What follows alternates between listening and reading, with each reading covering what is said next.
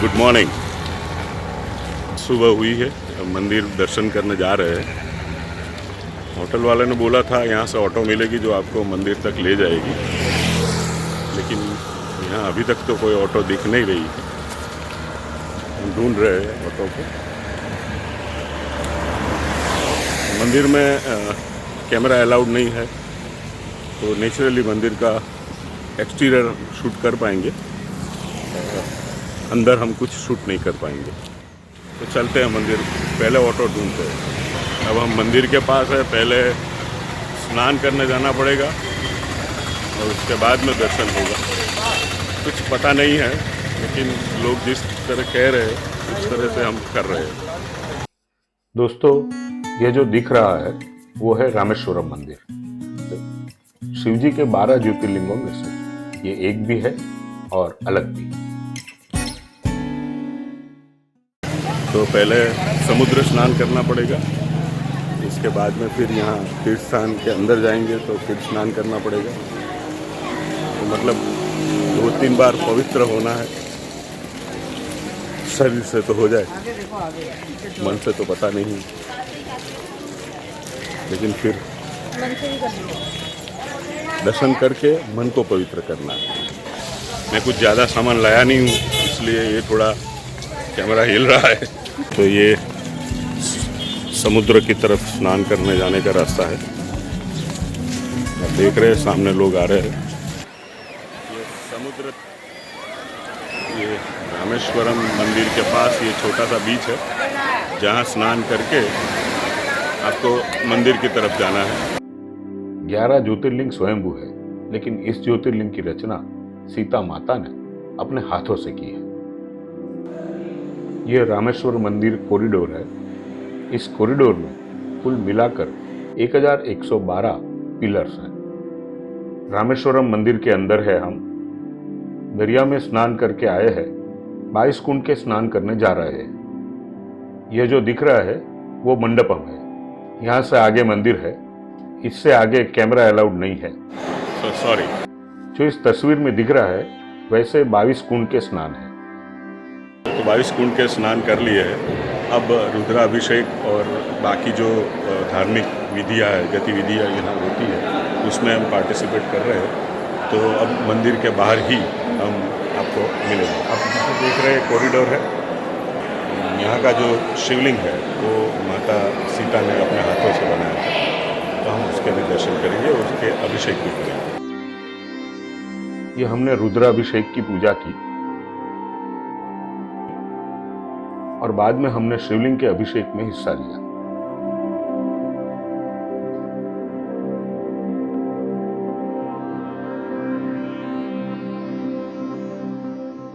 हम मंदिर से निकल के धनुषकोडी जाने निकले थे और पता नहीं अचानक बाइक में एकदम बैटरी के कंपार्टमेंट में अचानक फायर हो गया और धुआं निकल रहा था। तो हम तो थोड़ा डर गए कि क्या हुआ, कुछ जलेगा नहीं जलेगा। सडनली बाइक ने स्टॉप कर दिया। फिर इतने में नज़दीक में किसी के पूछा और यहाँ एक मैकेनिक मिले हैं, इनसे वो बाइक ओनर से भी बात करवा दी, लेकिन ऐसा भी होता है। तो हम लकी है कि गाड़ी ने फायर नहीं पकड़ लिया। अगर फायर पकड़ लिया होता तो बहुत बड़ा प्रॉब्लम में हम आ जाते। देन ठीक है, अभी वो रिपेयर कर रहे हैं, देखते क्या होता है। यह रास्ता हमें धनुषकोडी की ओर ले जा रहा है। धनुषकोडी रामेश्वरम से 18 किलोमीटर की दूरी पर। यहाँ पर हमें 2 समुद्र के संगम दिखते हैं, बंगाल का सागर और हिंद महासागर। यह धनुषकोडी गांव है, जिसे एबेंडेड विलेज भी कहा जाता है।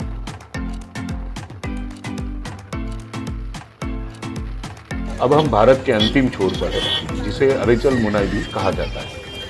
तो फाइनली धनुषकोडी पहुंच गए और यहाँ एकदम पूरा समंदर उफान पे है, एकदम जोरदार करंट है। बाइक हमने आगे पार्क किया है, फिर वहाँ से चल के आए। लेकिन ये टाइड का टाइम है, तो मतलब आपको समंदर में ज़बरदस्त करंट और अभी हम हिंद महासागर को देख रहे हैं। इस तरफ बे ऑफ बंगाल है और मेरे पीछे जो देख रहे हैं वो हिंद महासागर। तो हम उधर जाते हैं, देखते हैं कि क्या देख सकते हैं उस साइड।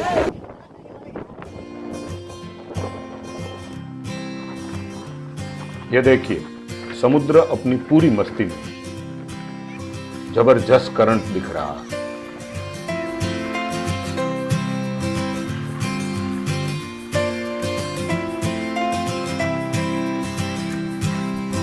ये जो लेफ्ट साइड का पानी है वो बे ऑफ बंगाल का है और राइट साइड का जो पानी है वो हिंद महासागर का है।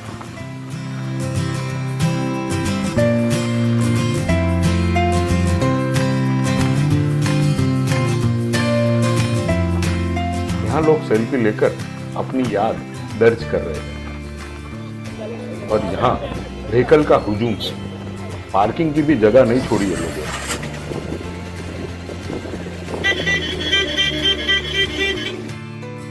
यह है रास्ते का और भारत का द एंड।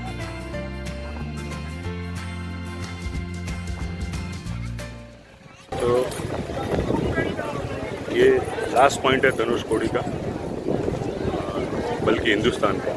मेरे पीछे बराबर यहाँ से 70 या 20 किलोमीटर श्रीलंका है और ये मन्नार आइलैंड है यहाँ श्रीलंका का। हिंदुस्तान यहाँ तक है।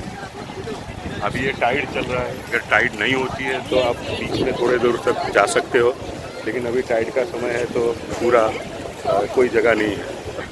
ये है बे ऑफ बंगाल और ये है हिंद महासागर बस के पीछे। तो आखिरकार हमारी जो सफ़र थी उसका आखिरी मंजिल ये धनुषकोडी था।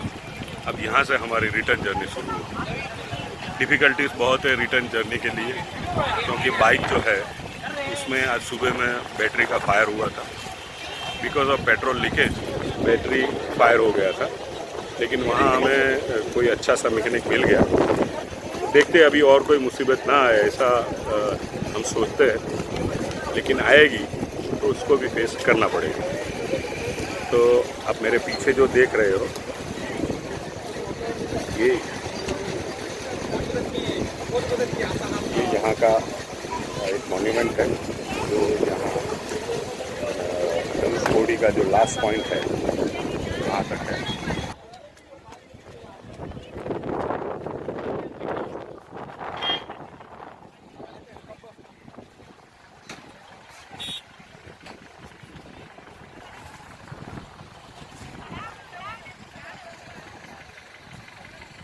ये जो आगे दिख रही है वो जमीन के आगे राम सेतु है।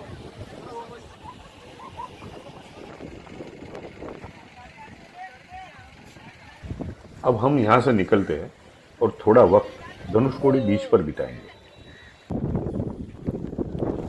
यह धनुषकोडी का बीच है। हम जब जा रहे थे धनुषकोडी तब यहाँ पानी था। अभी टाइड की वजह से पानी था, अभी देखो पानी बहुत दूर तक चला गया है। यह कुछ पक्षी नजर आ रहे हैं जो हमें देखते ही उड़ गए। दिख रहे हैं आपको भी। बीच पे ये समंदर की लहरें उठ रही है, जैसे हमें ही बुला रही है। ये लहरें दिखने में बड़ी सुंदर लगती है।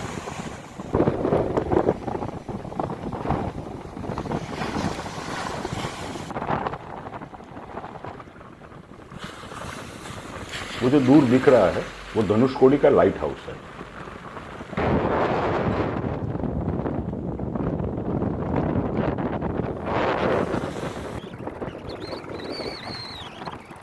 तो अब हम द एबंडेंट विलेज यानी धनुषकोडी के अवशेष देखने जा रहे हैं। ये धनुषकोडी है, द एबंडेंट विलेज। एक सुनामी में ये पूरा ख़त्म हो गया था। ये चर्च है इसका केवल यही भाग बचा है। आगे पीछे दूसरे घर भी है, सबकी यही हालत थी, पूरा ख़त्म हो गया था।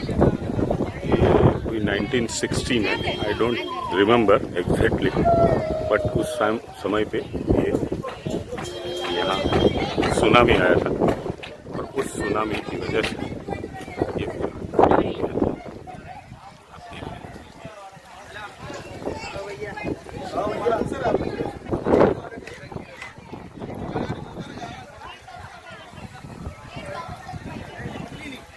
एक साइड से देखेंगे, ये पूरा चर्च हुआ करता था, यहाँ मार्केट लगा है। यह जो बाजार लगा दिख रहा है वो संडे और छुट्टियों के दिन लगता है। बाकी दिनों में यहाँ खंडर के सिवा कुछ नहीं दिखता।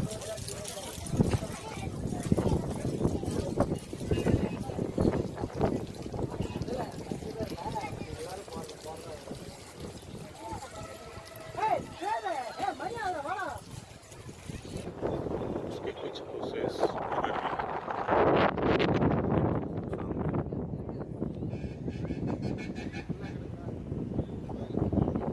यह आसमान बादलों से गिरा है और हमें लगा यह हमें चेतावनी दे रहा है। वैसे भी यहाँ सुबह से बारिश हो रही है।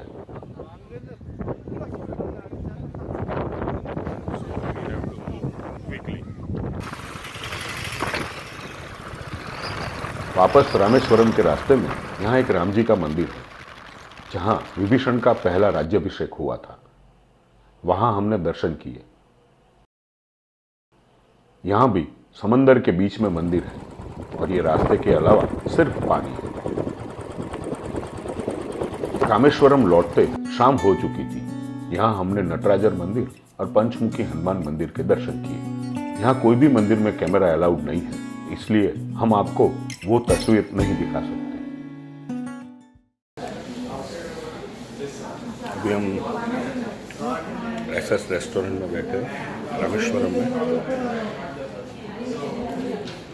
पहली बार ये सब एक्सपीरियंस कर रहे हैं। 20 से 25 गेस्ट यहाँ बैठे हुए हैं, एक ही आदमी जो सर्विस कर रहे हैं। बाकी 3-4 लोग जो है वो सिर्फ खड़े हैं, तमाशा देख रहे हैं। तो very bad service. Food is nice but service is not good.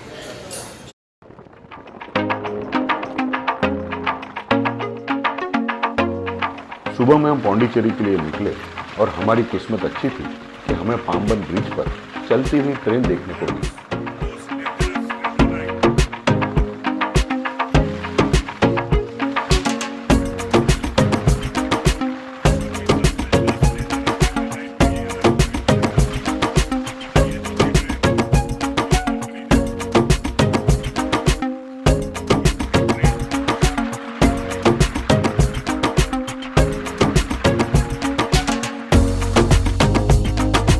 विश्व की सबसे 10 डेंजरस रेलवे लाइन में से एक है ये पाम्बन रेलवे लाइन।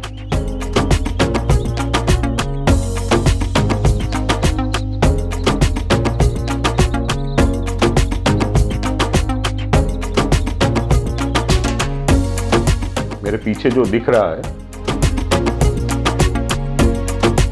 वो पाम्बन ब्रिज है और उस पर से ट्रेन पास हो रही है।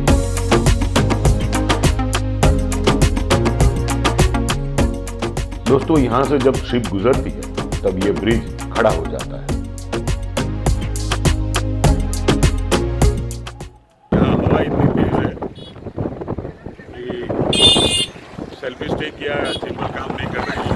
हाथ से ही ये बैलेंस बनाए रखना पड़ता है। अब हम पाम्बन ब्रिज से निकल चुके हैं। हमारी मंजिल पौंडीचेरी है, जो यहाँ से करीब 450 किलोमीटर है। हमने ईस्ट कोस्ट रोड पसंद किया है, जो हमें चेन्नई तक ले जाएगा। रास्ते में हम सुबह का नाश्ता करने के लिए रुके, जहां हमने केले के पत्तों में इडली, वड़ा और डोसा खाया। रामेश्वर से हम निकले हैं अभी सुबह में करीबन 6 बजे निकलना था, लेकिन 7 बज गए थे। हमको ऐसा लगा था कि ट्रेन हम पाम्बन ब्रिज पे जो ट्रेन क्रॉस होती है वो हम मिस करते हैं, लेकिन हमारी किस्मत अच्छी थी जो हमने उसको देखा। अब हम जा रहे हैं, हमारी ये रिटर्न जर्नी शुरू हो रही है, तो उसमें अब हम ट्राई करते हैं कि पौंडीचेरी पहुंच जाए। अगर पहुंच गए तो ठीक है, वरना बीच में चिदम्बरम आता है, वहाँ हम रुकेंगे। बाइक का थोड़ा इश्यू है, तो देखते हैं, जितना जल्दी हो सके उतना जल्दी हमें चेन्नई पहुंचना है वापस। दोस्तों, हम भारत के एकदम पूर्वी छोर पे हैं, जहां रास्ते के बिल्कुल राइट में समंदर है।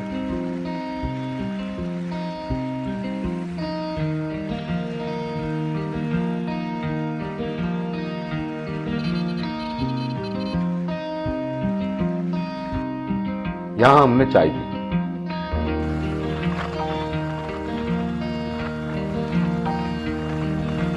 रास्ते में पेट्रोल भरवाने के बाद हमें इच्छा हुई कि कोई गांव में से जाकर समंदर देखते हैं। Name of this place? Oh, place Sherbasatam, small village. Village, small village. There are how many fishing boats here? Okay, going to? No. How many fishing boats here? No, I thought about that. कितना पड़ेगा? ए, சொல்றா. मामा, कितना चले? 150. 120, 120, 150 fishing boat here. आप देख रहे हैं, हम ECR से थोड़ा नीचे उतर के ये समुद्र देखने आए हैं।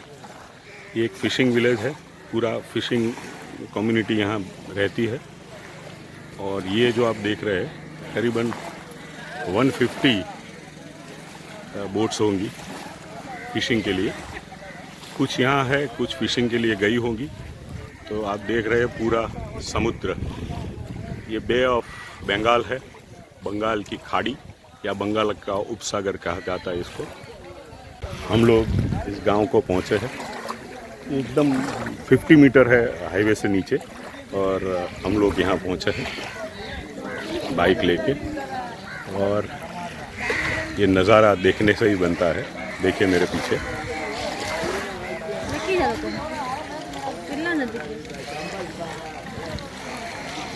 उनका मुख्य व्यवसाय फिशिंग है, मछली पकड़ना।